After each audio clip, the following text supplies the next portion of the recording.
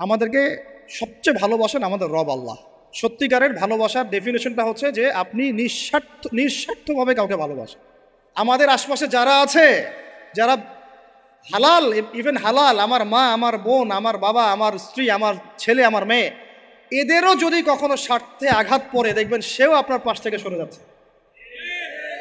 এমন হয়নি কখনো? আপনার বন্ধু, আপনার বন্ধু, আপনার ব্যবসার পার্টনার, আপনার বস, আপনার কলিগ, ওদের স্বার্থে আঘাত হলে ওরাও সরে যাচ্ছে পাশ থেকে, জিগরি দোষ সরে গেল পাশ থেকে, হয় না এমন? ভালোবাসা দুই প্রকার, বলেন কয় প্রকার? আমার সাথে বলেন, এখানে শেষ করে দিব 10টা মিনিট। ভালোবাসা কয় প্রকার? একটা হচ্ছে নিঃস্বার্থ ভালোবাসা। কি স্বার্থ? কোনো স্বার্থ নাই, নিঃস্বার্থভাবে ভালোবাসা। একটা হচ্ছে কোনো না কোনো স্বার্থ জড়িত আছে এমন ভালোবাসা। আপনার স্ত্রীর চাহিদাও যদি আপনি পূরণ করতে ব্যর্থ হন, দেখবেন স্ত্রীর সাথে আপনার গন্ডগোল লেগে যাচ্ছে, যদিও সে হালাল বৈধ। তাই না? এমন হয় না অনেক সময়? আমি তো অনেক দিন বলেছি, অনেক দিন আগেও বলেছি, 5 বছর 6 বছর আগে, যে মানুষ আসলেই মানুষের অবস্থানকে মূল্যায়ন করে। ভিতর থেকে মানুষকে শুধু মূল্যায়ন করে আল্লাহ রাব্বুল আলামিন। না হলে কি হতো? এই যে এত অন্যায় আমরা করেছি, আল্লাহ পাক কি আমাদেরকে ছেড়ে দিয়েছেন, ফেলে দিয়েছেন, গজবে ধ্বংস করে দিয়েছেন? এই যে আল্লাহ পাক যে আমাদেরকে মহব্বত করেন, ভালোবাসেন, তার প্রমাণ এগুলো। আল্লাহ পাক চান যে আমরা যেন ফিরে আসি। আল্লাহ পাক বলছেন, সারা দুনিয়ার সমান গুনাহও যদি সে করে ফেলে, আসমানের সমানও গুনাহ করে ফেলে, খালি তওবা করে ফিরে আল্লাহকে বলবে, আস্তাগফিরুল্লাহ আল্লাযী লা ইলাহা ইল্লা হুয়াল হাইয়ুল কাইয়্যুম ওয়া আতুবু ইলাইহি। আল্লাহ পাক বলছেন, খালেস তওবা করলে গুনাহ তো মাফ করে দিবই, আগের গুনাহগুলোকে নেকি দিয়ে পরিবর্তন করে দিব। না ভালোবাসা না? আল্লাহ পাক সৃষ্টি করেছেন আমাদেরকে ভালোবেসে। কোরআন খোলেন, সূরা সদ পড়েন। সূরা সদের মধ্যে দেখবেন আল্লাহ বলছেন, খালাকতু বিয়াদি মা মানাআকা আল্লা তাসজুদা খালাকতু বিয়াদাই, মানে তুমি ইবলিস কেন তাকে সেজদা করলা না যাকে আমি নিজ হাতে সৃষ্টি করেছি? এটা মহব্বতের বহিঃপ্রকাশ না? আল্লাহ আমাদেরকে নিজ হাতে সৃষ্টি করেছেন। আল্লাহ পাকের হাত কেমন এটা আমরা ব্যাখ্যা করতে যাব না। এর হাতের অর্থ কি সেটাও ব্যাখ্যা করার, তাওয়িল করার দরকার নাই। কোরআনে আসছে যেভাবে সেভাবে আমরা ঈমান রাখবো, ঠিক আছে ভাই? এখানে আবার অনেকে অনেক তালগোল পাকায় ফেলে এবং বিভ্রান্ত হয়ে যায়, এদিকে যাওয়ার দরকার নাই। এখানে বোঝানো হচ্ছে আল্লাহ রাব্বুল আলামিন আমাদেরকে মহব্বত করে সৃষ্টি করেছে। এই পুরো সৃষ্টি জগৎটাই তো আল্লাহর মহব্বতের বহিঃপ্রকাশ।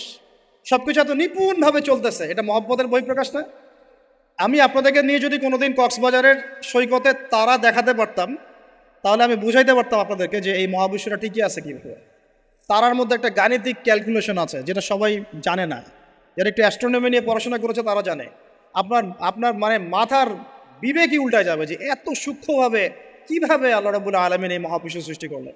এক চুল এদিক ওদিক হলে পুরো বিশ্ব কায়নাত ধ্বংস হয়ে যায়।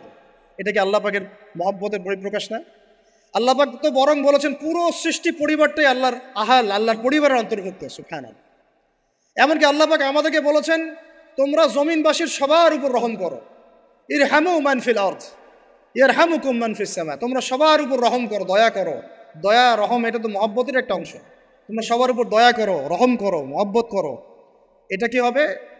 তাহলে আল্লাহ পাক আসমানে যিনি আছেন, আল্লাহ পাক তোমাদের উপর রহম করবে ইনশাআল্লাহ। আমরা সেই মহান সত্তার ভালোবাসার থেকে বের হয়ে হারাম এই যৌন ভালোবাসার দিকে যাওয়ার চেষ্টা করেছি। আসলে এটা ভালোবাসা না, যৌনতা, এর দিকে যাওয়ার জন্য এইসব করছি। আল্লাহ পাক আমাদেরকে মাফ করে যেন হেদায়েত দান করেন। আল্লাহ পাক কত ভালোবাসেন এটা নিয়ে বলতে গেলে আজকে রাত শেষ হবে। দেখেন, আল্লাহ রাব্বুল আলামিন আদম আলাইহিস সালামকে সৃষ্টি করেছেন, করে সমস্ত নাম শিক্ষা দিয়েছে। নাম মানে হলো ইলম। নাম মানে কি? ভালো না বাসলে আল্লাহ পাক কাউকে সবচেয়ে সেরা কিছু দান করেন। সূরা ৩ আল্লাহ পাক কি বলেছেন? ওয়া তিনি ওয়াজ জাইতুন, এগুলো শপথ করে, লাকাদ খালাকনাল ইনসানা ফি আহসানি তাকওয়িম। মানুষকে সবচেয়ে শ্রেষ্ঠ কাঠামো আল্লাহ পাক দিয়েছে, দেন নাই? তো কাউকে যদি মহব্বত না করা হয়, তাকে আপনি সবচেয়ে সেরাটা কি দিতে পারবেন? আল্লাহ পাক আমাদেরকে মহব্বত করেন, ভালোবাসেন, এবং আল্লাহ চান আমরাও যেন তাকে মহব্বত করি, তাকে ভালোবাসি। এবং আমরা যদি কাউকে ভালোবাসি, আল্লাহর জন্য ভালোবাসবো। কাউকে ঘৃণা করি, আল্লাহর জন্য ঘৃণা করব। মহব্বতও আল্লাহর জন্য, ঘৃণাও কার জন্যে? আল্লাহর জন্য। আল্লাহ পাক সমস্ত ইলম শিক্ষা দিলেন, এটা কি ভালোবাসার বহিঃপ্রকাশ না? নূহ আলাইহিস সালামের কওম দীর্ঘদিন আল্লাহর কথা শোনে না, আল্লাহ পাক সবর করলেন, ধৈর্য ধরলেন, গজব দিলেন না, শেষ পর্যায়ে গিয়ে আযাব দিয়েছেন। এই যে আল্লাহ পাক সুযোগ দেন, সময় দেন, এটাকে আল্লাহ পাকের ভালোবাসা, দয়া না? এরকম প্রত্যেকটা কওমের ক্ষেত্রে হয়েছে। আমি তো ফিল করলাম এই ভালোবাসা নিয়ে ঘাটাঘাটি করতে গিয়ে যে আসলে আল্লাহ পাক যে আমাদেরকে সবচেয়ে বেশি মহব্বত করেন, তার সবচেয়ে বড় নিদর্শন কি জানেন? আমাদের কাছে আল্লাহ রাব্বুল আলামিন আল কোরআনের মতো কিতাব নাজিল করেছেন, আর আমাদেরকে আল্লাহ পাক নবী মুহাম্মদ সাল্লাল্লাহু আলাইহি ওয়াসাল্লামের উম্মত বানাইছেন। আল্লাহ পাক যে নবী মুহাম্মদ সাল্লাল্লাহু আলাইহি ওয়াসাল্লামকে এই দুনিয়াতে পাঠিয়েছেন না, এটাই সবচেয়ে বড় মহব্বত, সবচেয়ে বড় রহমত। কারণ তার সুন্নতে এমন কিছু নাই যেটা আপনি খুঁজে পাবেন না। আর তিনি আমাদেরকে যে মহব্বত করতেন, মুহাম্মদ সাল্লাল্লাহু আলাইহি ওয়াসাল্লাম আমাদেরকে যে মহব্বত করতেন, তিনি আমাদেরকে বলতেন যে আমরা তার ভাই। আমরা তার কি ভাই? মানে কি মায়ের পেটের ভাই? এটা বোঝানো হয় নাই। একটা হাদিসে তিনি বলেছেন আমি তো পিতৃতুল্য। তার মানে কি সত্যি সত্যি বাবা সন্তানের সম্পর্ক? রুহানি পিতা। তিনি কি ইমাম নন? তিনি ইমাম, তিনি নেতা, তিনি আমাদের শিক্ষক, তিনি নবী। তো তিনি আমাদেরকে যে মহব্বত করতেন, তিনি একদিন বলছিলেন নবী সাহাবীদের সামনে, কাশ আমি যদি আমার ভাইদেরকে দেখতে পেতাম। সাহাবীরা বলছেন, ইয়া রাসূলুল্লাহ, আমরা কি আপনার ভাই না? তখন নবীজি বলছেন, না, তোমরা আমার সাহাবী। আমার ভাই তারা যারা আমাকে না দেখেই আমার প্রতি ঈমান নিয়ে আসবে। প্রত্যেক নবীকে আল্লাহ পাক একটা দোয়া করার চান্স দিয়েছে। কয়টা ভাই? এমন একটা দোয়া যেটা করলে আল্লাহ পাক কবুল করবেনই করবেন। করলে আল্লাহ পাক কি করবেন? অবশ্যই কবুল করবেন। নবী সাল্লাল্লাহু আলাইহি ওয়াসাল্লাম বলছেন যে সমস্ত নবী এই দোয়াটা পৃথিবীতে করে ফেলেছে। আমি এই দোয়াটাকে মুলতবি রেখেছি যে কাল কিয়ামতের মাঠে আমি আমার উম্মতের জন্য সুপারিশ করবো ইনশাআল্লাহ। এবং নবী সাল্লাল্লাহু আলাইহি ওয়াসাল্লামের সুপারিশে বহু কবিরা গুনাহগার মুসলমান যারা জাহান্নামের ফয়সালা হয়ে গেছে, তাদেরকে আল্লাহ পাক কিছুটা শাস্তি ভোগ করালে হলেও আবার জান্নাতে নিয়ে আসবে। তিনি আমাদেরকে মহব্বত করেন না? করতেন না? চিন্তা করেন তাহলে আমরা তার দিনকে কি মহব্বত করলাম, আমরা তার হুকুম হাকামের বিধিবিধান সুন্নতের কি মহব্বত করলাম, চিন্তা করেন। একটা হাদিসে নবীজি স্পষ্ট করে বলছেন এটা আমাদের জন্য একটা কষ্টি পাথর। এটা একটা কি কষ্টি পাথর। তিনি বলছেন, লা ইউমিনু আহাদুকুম, তোমাদের মধ্যে কেউ মুমিন হইতে পারবে না। কি হইতে পারবে না? মানে প্রকৃত মুমিন হইতেই পারবে না তোমরা। এ আমার উম্মত, তোমাদের মধ্যে কেউ প্রকৃত মুমিন হইতেই পারবে না যতক্ষণ না হাত্তা আকুনা আহাব্বা ইলাইহি মিন ওয়ালিদিহি ওয়ালাদিহি ওয়ান নাসি আজমাইন, যতক্ষণ না আমি মুহাম্মদ সাল্লাল্লাহু আলাইহি ওয়াসাল্লাম তোমাদের কাছে নিজের কি সন্তান, নিজের বাবা মা এবং সমস্ত মানব জাতির থেকে বেশি প্রিয় না হচ্ছে। আর এটা আবার বলি, নবীজি বলছেন কেউ ততক্ষণ পর্যন্ত প্রকৃত মুমিন হতে পারবে না যতক্ষণ না আমি মুহাম্মদ সাল্লাল্লাহু আলাইহি ওয়াসাল্লাম তার কাছে তার সন্তান, তার পিতা, এমনকি সমস্ত মানব জাতি থেকে বেশি প্রিয় না হচ্ছে। আর আমরা যারা আগামীকালকে এইটার প্রিপারেশন নিয়েছি, আসলে কি আমাদের কাছে নবী প্রিয় বেশি না আমাদের দুনিয়ার স্বার্থ বেশি প্রিয়? যারা এগুলো করবে তাদের কাছে কি সত্যিই নবী প্রিয়? তাহলে তারা করতে পারতো না। যদি নবী আমাদের কাছে সবচেয়ে বেশি প্রিয় না হয়, আমরা মুমিন হতে পারছি না। আর যাদের কাছে নবী প্রিয় তারা কখনো এমন হারাম কাজে যেতে পারবে না। যারা যাচ্ছে তারা কখনোই নবীকে ভালোবাসে না, কোশ্চিনকালেও না। শোনেন, উমর রাদিয়াল্লাহু আনহুর নাম শুনেন নাই? বললে অনেক কথা ভাই, অনেক কথা, কোনটা রেখে কোনটা বলে। উমর রাদিয়াল্লাহু আনহু একদিন এসে বলছেন খলিফাতুল মুসলিমিন, মুসলিমদের তিনি খলিফা। জান্নাতের সুসংবাদপ্রাপ্ত 10 জন সাহাবীর একজন। জান্নাতের সার্টিফিকেট পেয়েছেন পৃথিবীতে কয়জন সাহাবী? একটা হাদিসে একসাথে 10 জন। ওই 10 জনের অন্যতম একজন, যিনি এমন শাসন ব্যবস্থা পৃথিবীতে প্রতিষ্ঠা করেছিলেন যার মতো মিসাল এখন পর্যন্ত পৃথিবীতে আর দেখা যায় নাই। একটা হাদিসে আসছে যে রাস্তা দিয়ে ওমর হাঁটে ওই রাস্তা দিয়ে শয়তান হাঁটে না। কি বুঝলেন? শয়তান যদি দেখে ওই যে ওমর, ও আর ওই যাবেন ওই রাস্তার মধ্যে। এই হচ্ছে ওমর ইবনে খাত্তাব। আমার পরে কোনো নবী নাই। নবীজি বলছেন আমার পরে কোনো নবী নাই, লা নবিয়্যা বা'দি, আমার পরে কোনো নবী নাই। যদি হতো তাহলে ওমর হতো, যদি হতো তাহলে ওমর হতো। অন্য একটা হাদিসে আসছে আমার পরে কোনো নবী নাই, তবে তুমি আমার, এটা অন্য সাহাবী সম্পর্কে, আলী ইবনে আবি তালিব সম্পর্কে, তুমি আমার জীবনে তেমন মূসার জীবনে হারুন ছিল যেমন। এটা হচ্ছে আলী ইবনে আবি তালিব। তো এখানে কথা হচ্ছে উমর রাদিয়াল্লাহু আনহুর মতো মানুষ নবীর কাছে এসে বলছেন সাল্লাল্লাহু আলাইহি ওয়াসাল্লাম, ইয়া রাসূলুল্লাহ ওয়াল্লাহি লা উহিব্বুক, আল্লাহর কসম করে বলছি আমি আপনাকে অনেক মহব্বত করি, ইল্লা মিন নাফসি, আমার নফসের চেয়ে বেশি না।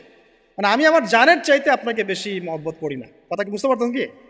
মানে আমি আপনাকে অনেক মহব্বত করি ইয়া রাসূলুল্লাহ, সব কিছু থেকে বেশি মহব্বত করি, কিন্তু আমার নিজের জানের চেয়ে বেশি না। নবী সাল্লাল্লাহু আলাইহি ওয়াসাল্লাম বলছেন, লা ইয়া ওমর, এখনো মুমিন হওনি ওমর। কাকে বলছেন? কাকে বলছেন? জান্নাতের সার্টিফিকেট প্রাপ্ত একজন মানুষকে, লা ইয়া ওমর, এখনো হওনি। তখন নবী সাল্লাল্লাহু আলাইহি ওয়াসাল্লামকে তিনি একটু পরে আবার বলছেন, ইয়া রাসূলুল্লাহ ওয়াল্লাহি আলান, এখন লা হাব্বা ইলাইয়া মিন কুল্লি শাই হাত্তা মিন নাফসি, এখন থেকে আপনি আমার কাছে সবচেয়ে বেশি প্রিয় সব কিছু থেকে, এমনকি আমার নফসের থেকেও বেশি প্রিয়। তখন নবীজি বলছেন আলান ইয়া ওমর, এখন ওমর, এখন তুমি মুমিন হলে। তাহলে যারা আমরা নবীর সুন্নতের খেলাফ এইসব অপসংস্কৃতি, নোংরামি, জেনা, ব্যভিচার, কনসার্ট, নাটক, সিনেমা, পরকিয়া, এইসব তথাকথিত ভালোবাসা দিবস, এই জেনা দিবসগুলো পালন করছি, আমরা কি আসলেই নবীকে ভালোবাসি? আমরা কি সত্যি আল্লাহকে ভালোবাসি? আল্লাহ পাক আমাদেরকে বোঝার তৌফিক দান করেন, জাহিলিয়াত থেকে ফিরে আসার তৌফিক দান করেন। এরকম প্রচুর ঘটনা। ভালোবাসা তো এগুলোর নাম। ভালোবাসা কাকে বলে জানেন? সাহাবীরা বাসায় যেতেন, আবার দৌড় দিয়ে আসতেন নবী সাল্লাল্লাহু আলাইহি ওয়াসাল্লামের চেহারাটা একটু দেখার জন্য। এটা নাম ভালোবাসা। আপনারা যদি উমরা করতে যান, হজ করতে যান, দেখবেন বারবার আপনার নবীর রওজায় গিয়ে সালাম দিতে মন চাইবে, যে আরেকবার দেখা করে আসি, আরেকটু দেখা করে আসি, আরেকবার সালাম দিয়ে আসি। ভালোবাসা কোনো স্বার্থ আছে এখানে? নবী সাল্লাল্লাহু আলাইহি ওয়াসাল্লাম কি আমাদের কাছে কোনো স্বার্থ দাবি করেছেন? আল্লাহ করেছেন? এগুলো ভালোবাসা। এই ভালোবাসা হলো প্রকৃত ভালোবাসা।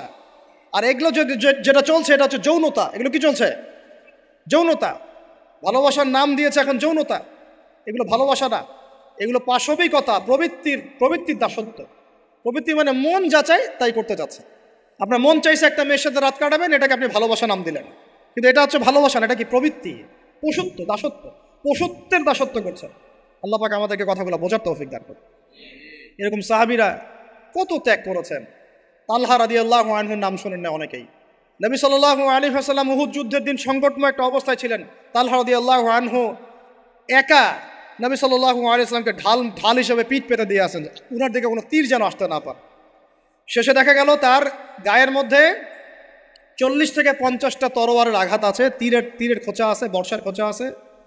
এই অবস্থায় তিনি নবীকে কাঁধের মধ্যে নিয়ে উহুদ পাহাড়ে উঠেছেন নবীকে সেভ করার জন্য। ভালোবাসা। এটা কি? কোন স্বার্থে? কিসের স্বার্থে? দুনিয়ার স্বার্থে?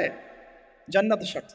একজন সাহাবী বাড়ি নির্মাণ করেছেন, তো নবী সাল্লাল্লাহু আলাইহি ওয়াসাল্লাম দেখে একটু খালি মানে হয় না, তুমি কে, কার বাড়ি এটা? বললেন আচ্ছা অমুক সাহাবীর বাড়ি। নবীজি একটু ভ্রু কুঞ্চিত করলেন, পছন্দ করলেন না, কিছু মুখে বলেন নাই, মুখে কিছু বলেন নাই, খালি একটু অসন্তুষ্ট হয়েছেন, এক্সপ্রেশন দেখতে বোঝা যাচ্ছে। তখন ওই সাহাবীকে জানানো হলো, তোমার বাসার সামন দিয়ে তো আল্লাহ নবী সেদিন হেঁটে গেলেন, তারপরে আমার বাসা দেখে, তোমার বাসা দেখে আল্লাহ নবী সাল্লাল্লাহু আলাইহি ওয়াসাল্লাম একটু অসন্তুষ্টি প্রকাশ করেছিলেন, মুখে কিছু বলেন নাই, এক্সপ্রেশন ছিল একটু অসন্তুষ্টিমূলক। 3 দিনের মধ্যে সেই বাড়ি ভেঙে গুড়িয়ে দিয়েছে। যেই বাসা দেখে আল্লাহ নবী সন্তুষ্ট হন না, আমি বাসা রাখবই না। ভালোবাসা কিসের জন্যে? কার জন্যে? কার স্বার্থে বলেন? আল্লাহর জন্যে, জান্নাতের জন্য, আল্লাহর স্বার্থে, আল্লাহর জন্যে। কতগুলো বলে শেষ করবো আপনাদেরকে। সাদ বিন আবি ওয়াক্কাস রাদিয়াল্লাহু আনহু উহুদ যুদ্ধের দিন এইরকম করে তীর নিক্ষেপ করছেন। আল্লাহ নবী বলছেন, ইয়া সাদ, হে সাদ, তীর ছোড়ো, তোমার জন্য আমার পিতামাতা কুরবান হোক। আশপাশে 9 জন ছিল, তার মধ্যে একজন করে শহীদ হতে শেষে 2 জন বেঁচে থাকলো, সাদ বিন আবি ওয়াক্কাস, তালহা বিন উবাইদুল্লাহ রাদিয়াল্লাহু আনহু। এগুলো তারা কেন করেছেন? ভালোবাসার জন্যে। ভালোবাসা এগুলোর নাম। কতগুলো বললে শেষ করবো আপনাদেরকে বলেন। নবী সাল্লাল্লাহু আলাইহি ওয়াসাল্লামের কাছে একজন সাহাবী আসেন ইসলাম কবুল করতে এসে হাতের মধ্যে কিছু বালা, আংটি থাকে না, এগুলো ছিল, এগুলো খুলে ফেলে দিয়েছেন নবী সাল্লাল্লাহু আলাইহি ওয়াসাল্লাম, খুলে ফেলে দিয়েছেন। তো একটা খুব দামি সোনার আংটি ছিল, ফেলে দেওয়ার পরে অনেকে বলছে, তুমি তো এখন মুসলিম হয়েছো, ইসলাম কবুল করেছো, তো আচ্ছা ঠিক আছে, ওইটা না হয় নবীজি পড়তে নিষেধ করেছেন, তুমি ওইটা নিয়ে বিক্রি করে দাও, বিক্রি করে না হয় ওই টাকা দিয়ে অন্য কিছু করো। তুমি বলছেন, কখনো না, আমার হাত থেকে আল্লাহ নবী খুলে একটা জিনিস ফেলে দিয়েছেন, আমি সেটা আবার নিতে যাবো? কিসের জন্য এগুলা? এটা ভালোবাসা, মুহাব্বত। আল্লাহ পাক এটাই কোরআনে বলছেন, কুল, হে নবী আপনি বলে দিন, ইন কুনতুম তুহিব্বুন আল্লাহ, তোমরা যদি আল্লাহকে মহব্বত করেই থাকো, আল্লাহকে সত্যিকার অর্থে ভালোবেসেই থাকো, ভালোবাসার দাবি করেই থাকো, ফাত্তাবিউনি, তাহলে নবীর আনুগত্য করো, ইউহিব্বুকুমুল্লাহ, তখন আল্লাহ তোমাদেরকে ভালোবাসবে, ওয়া ইয়াগফির লাকুম যুনুবাকুম, তোমাদের সব গুনাহ আল্লাহ মাফ করে দিবেন, আল্লাহু গফুরুর রহিম। এই হলো ভালোবাসা। ভালোবাসা মানে কি? ভালোবাসা মানে হচ্ছে আস-সামউ ওয়াত তাআ, আমি নবী আল্লাহ এবং তার রাসূলের কথা শুনবো এবং আনুগত্য করব, শুনবো, এবং এর নাম ভালোবাসা। শুনবো, আনুগত্য করবো, তাহলে আমরা কি শুনবো, কি আনুগত্য করব? আমাদেরকে প্রথমে কোরআন পড়তে হবে, কোরআনের অনুবাদ জানতে হবে, কোরআন অনুযায়ী জীবন করতে হবে, 5 ওয়াক্ত নামাজ পড়বো ইনশাল্লাহ, হালাল খাবো, যাকাত দিব, রমজানের সম রাখবো, নবীর সুন্নাহ অনুযায়ী জীবনযাপন করব, এবং সুন্নাহ বিরোধী, কোরআন বিরোধী, ইসলাম বিরোধী কোনো কাজে আমি লিপ্ত হব না। এই তো ভালোবাসা। এই ভালোবাসা যদি বহিঃপ্রকাশ ঘটাতে আমরা ব্যর্থ হই, নিজেও ধ্বংস হব, পরিবারও ধ্বংস হবে, আমাদের পরের প্রজন্ম ধ্বংস হবে, সমাজও ধ্বংস হয়ে যাবে।